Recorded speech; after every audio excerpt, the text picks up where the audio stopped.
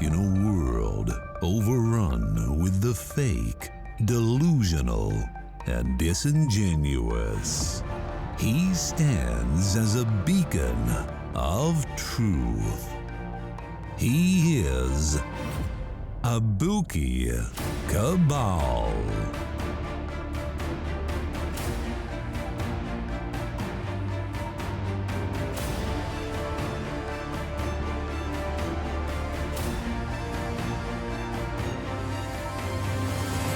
You are listening to Abuki Cabal.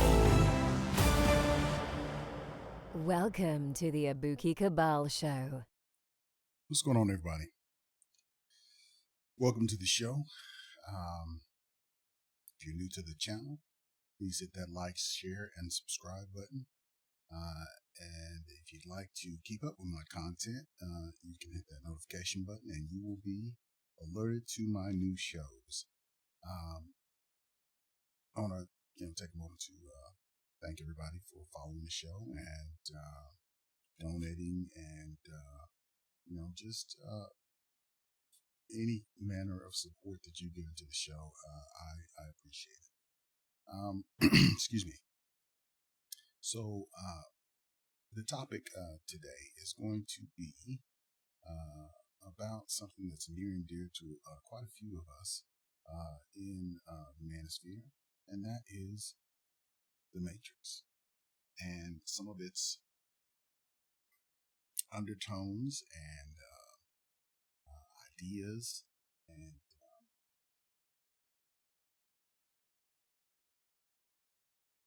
feelings that it generated about what was real and what was not real, how we looked at the world, how we looked at authority, how we looked at having control of our lives. And, there's the premise of the red versus the blue pill, which the red was the truth. And the blue pill was to stay in a world of denial and just allowing yourself to be controlled by the system. So this is what not only myself, the conclusion that I came up with, but so many other people came up with regarding the story of the Matrix and why it's so popular. And I'm beginning to think why the story started to fall off was because the creators didn't follow the themes that it represented to the fans, as opposed to the idealism that they started to aspire to shortly after the Matrix. If you don't know, both of the Wachowski brothers both transitioned into women, and they had some unique thoughts about the Matrix and what it meant to them, and they thought that we would all think the same thing, but it turns out that nobody thought the same thing that they thought. So we're going to take a look at what they thought, and we'll discuss it and see what you guys think about the Matrix and its position on the truth and complacency and docileness, and just basically going along with the status quo.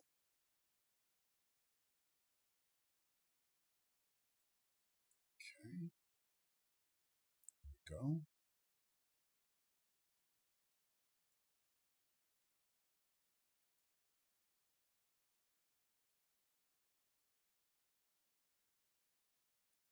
Why some people keep getting the Matrix so wrong. The Matrix is everywhere. You can feel it when you go to work, when you go to church, when you pay your taxes, or when controversial figures completely misunderstand it on the internet. The Wachowski sisters' Matrix trilogy not only left a groundbreaking cinematic legacy, the blend of stylish action and thought-provoking philosophy had a lasting impact upon the consciousness of pop culture, immortalizing concepts such as the red pill, glitches in the Matrix, and how to look good in a floor-length leather coat. The Matrix tapped into an innate psychological fear that all society is a lie. And those themes remain relevant over 20 years later. Screen rant video of the day. Weirdly, The Matrix has also been dragged kicking and screaming into a culture war. The film and its concepts have been referenced by a slew of public figures occupying the more divisive end of the social spectrum, most recently trending thanks to YouTube star Logan Paul. And each of them twists The Matrix in a way that either runs counter to its intended meaning, or has little basis in reality. Somehow, The Matrix has become a go-to buzzword for personalities who completely misunderstand the film, whether accidentally or through willful ignorance. Related, The Matrix trilogy ending explained, Neo's sacrifice and new reboot. The Matrix's modern misinterpretation trend explained. While The Matrix's vernacular had already been adopted by fringe groups and online activists, the film's strange new placement in modern society first became headline news thanks to Elon Musk and Ivanka Trump in 2020, with Musk tweeting, "Take the red pill," and Ivanka replying, "Taken." Sadly, more than just two film buffs quoting from their favorite sci-fi classic. The red pill comment marked a shift in which a term previously hijacked by controversial men's rights movements was taken mainstream by the president's daughter and one of the world's richest businessmen. Immediately, this surprise rebranding of the Matrix red pill idea felt disconnected from what the film was actually about. Exactly what Musk and Ivanka meant by "take the red pill" was never clear, but it has similarities to the style of pro-conspiracy rhetoric seen throughout Donald Trump's political career, in the aftermath of Joe Biden's election, and elsewhere. In an astounding turn of events, a Keanu Reeves and Lawrence Fishburne scene from a 1999 sci-fi movie had become a rallying cry for the political hard right, an insinuation that society must wake up to the truth that they were trying to conceal. Co-director Lily Wachowski's reply to Musk and Ivanka, "Fuck both of you," left little doubt this interpretation of the Matrix mythology was an inaccurate distortion. Okay, I'm gonna stop you right there for a minute. Now,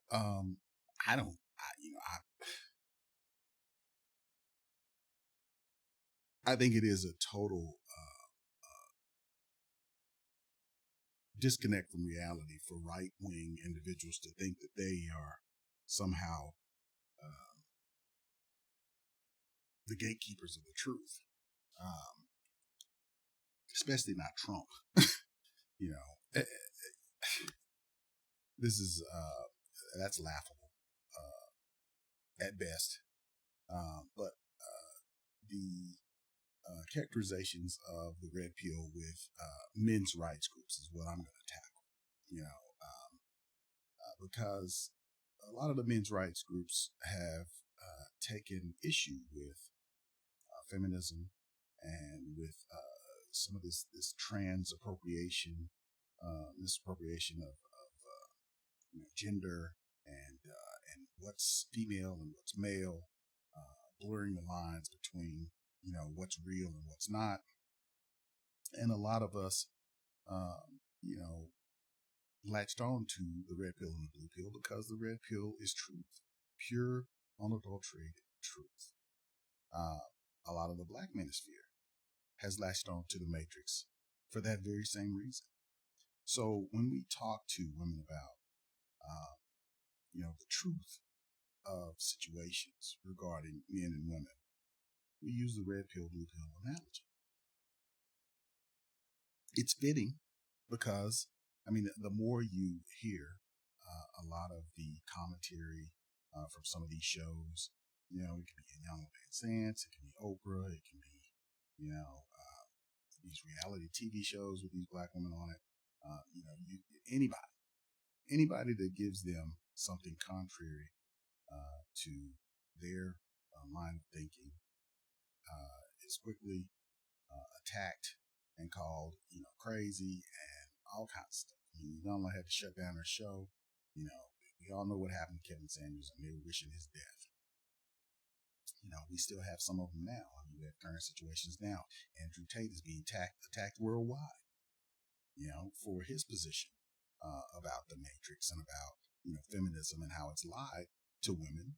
And it's basically latched on to the alphabet mafia, and it's empowering them as well to the detriment of women, And I think they're doing this for the same reason as they've done it historically. When they tried to get voting rights for women, it was like anybody who was an ally, they would latch on to their belief system, whether it be racist or, whoever. So now, feminism is trying to bolster their numbers. If we, latch on to the LGBTQ community, especially the trans community, then that's more women to fight for, pro-women's legislation and anti-men's legislation. So you have actually men, women who were born as men that are going out and attacking men, as if they don't have a clue as to what men go through. And it's lunacy. So the truth is the truth, and an inconvenient truth is the truth nonetheless. So you can wish for the world to be a certain way, all that you want, but the world is going to present itself the way it is, not the way you want it to be. So, I was talking on Twitter about, there was a young lady who allowed a man to fly her from one coast to another. And he spent, thousands of dollars on her, from feeding her to putting her up in a hotel, nothing but the best for this woman. But then when it came down to spending some quality time with her and intimacy, she denied him, rebuffed his advances as if he was, a brother or something. I just thought you were going to bring me out here to just show me a good time. I never said I was going to have sex. How many times have we heard this? I mean, Future flew a girl out, and then when she didn't want to have sex with him, he let her go ahead and buy her ticket home. But turns out she didn't bring any money. She didn't bring any money for anything because Future was going to take care of all of it. My first question is, who raised you? I've never heard of a black mother who basically taught her daughter to not, have some sort of backup plan if she got in trouble on a date with a man. No mother would tell you that it was okay for you to be flown across the country to a man if you didn't have feelings for that man and didn't intend on being intimate with that man. But these women kept coming at me on Twitter saying, "Well, why does she have to have sex with him because he flew her across country?" Well, he has certain expectations. And I'm sure this wasn't something that he kept from her. But, they think that they're supposed to be flown, all over the country and fed and clothed and put up in hotels and whatnot. And they don't have to provide anything. So that's blue pill thinking. That's you trying to make the world into something that it's not. Men and women's interactions are basically wrapped around sex. Okay. Men, do their little dance to appear to be important to the woman, and the woman does her little dance to appear to be important to the man. So the man will go out and gather nuts and bring nuts to the woman. He gives the nuts to the woman eats the nuts, and she likes him because he brings lots of nuts to her. Okay. So once he brings those nuts, he's going to want to have little babies with her. All right. That's the way it's always been. But for some reason now, the city girls think that you're supposed to be able to go out and go with a man and get all of his nuts, and then you just run off to another man and get nuts from him too. And you go off to another man and get nuts from him. And then you're just living a life of collecting nuts. Well, it doesn't work that way, because eventually somebody's going to bust your head. Somebody's going to do something to you, or something bad's going to happen to you, because what you're doing is you are living an unrealistic lifestyle. You are breaking the system. This courtship, this little dance that happens it happens so that people can link up together. When they have sex, eventually, hey, if the sex is good and everything else is good, then they will eventually, stay together, and they'll have kids, and there'll be families and whatnot. And that's what makes society move. That's what keeps everything together.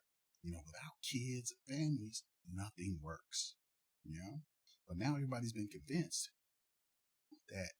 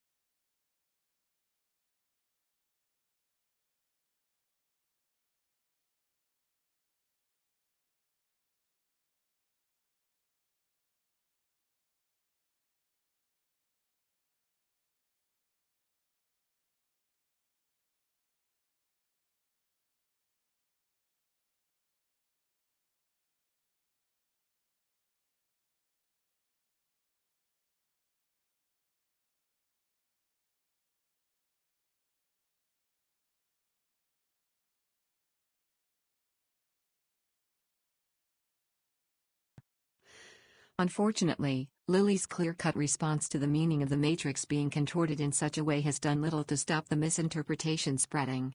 In January 2023, self-proclaimed misogynist and social media personality Andrew Tate was arrested in Romania on disturbing charges of human trafficking and rape. Tate quickly posted, "The Matrix has attacked me." The latest example of him blaming the elusive Matrix like it were some intangible, invisible enemy. Continuing that trend, Logan Paul later tweeted, "The Matrix is real.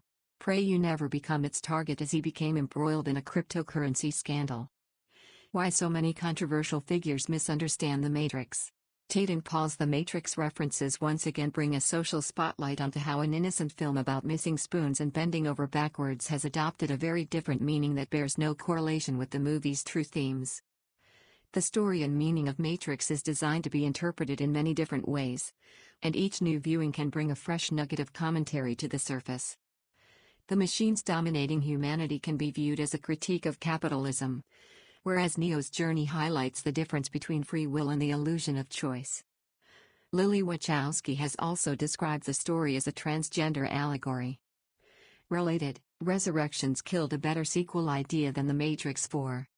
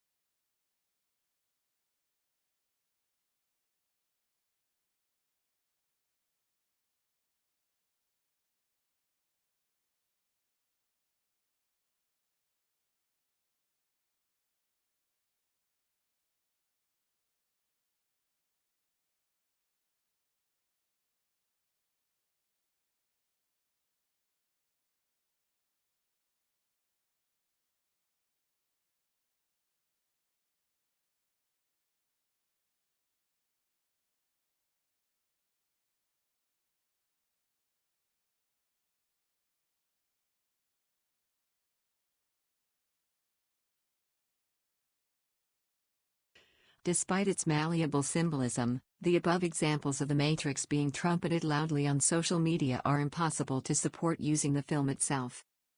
The machine's Matrix simulation may carry an anti-establishment message, but speaks more to humanity as a species than as a dividing line between political or social values. If anything, The Matrix having transgender illusions and the comparison between the machines and real-world dictatorships push the narrative more toward a left-leaning stance. Andrew Tate and Logan Paul, meanwhile, utilize the Matrix as a boogeyman. A suggestion that, rather than facing allegations of wrongdoing, they are victims of a grand conspiracy that only the truly special can see. Ultimately, there is no logical explanation behind why Elon Musk and Ivanka Trump claim to be red pills, or why social media personalities are seeing Agent Smith around every corner. In all cases, the Matrix's mythology is being used as a deliberately vague justification for a personal agenda. Culturally recognizable phrases like taking the red pill and Matrix that encourage so-called free thinking while simultaneously holding up a distorted lens. That casts an unjust stain upon the Matrix franchise's legacy. Echoing how Bruce Springsteen's Born in the USA was woefully misinterpreted as a patriotic anthem, the Matrix's association with controversial figures is proving hard to shake, despite the abundance of obvious contradictions.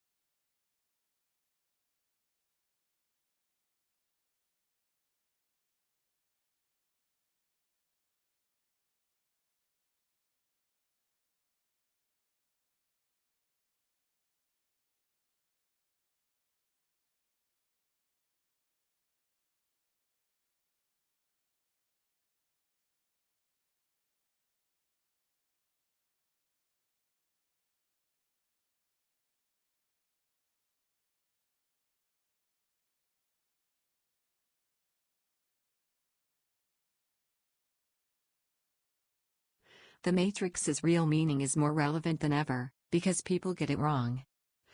One of the most prominent messages throughout the Matrix is the choice between a difficult truth and a convenient lie. The Matrix's entire red pill and blue pill scene is really an adaptation of Plato's allegory of the cave, in which a group of prisoners chained to a wall only experience the world through shadows, limiting their understanding of reality to these dark shapes. The prisoner freed from the cave must adjust his eyes to the sun before accepting the outside world as their true reality. Neo, like the liberated prisoner in the allegory of the cave, becomes accustomed to the real world and returns to free his fellow prisoners. As the Matrix's symbolism becomes increasingly misused by right-wing political figures and social media personalities embroiled in criminal accusations and scandal, the story's real meaning becomes more pertinent than ever.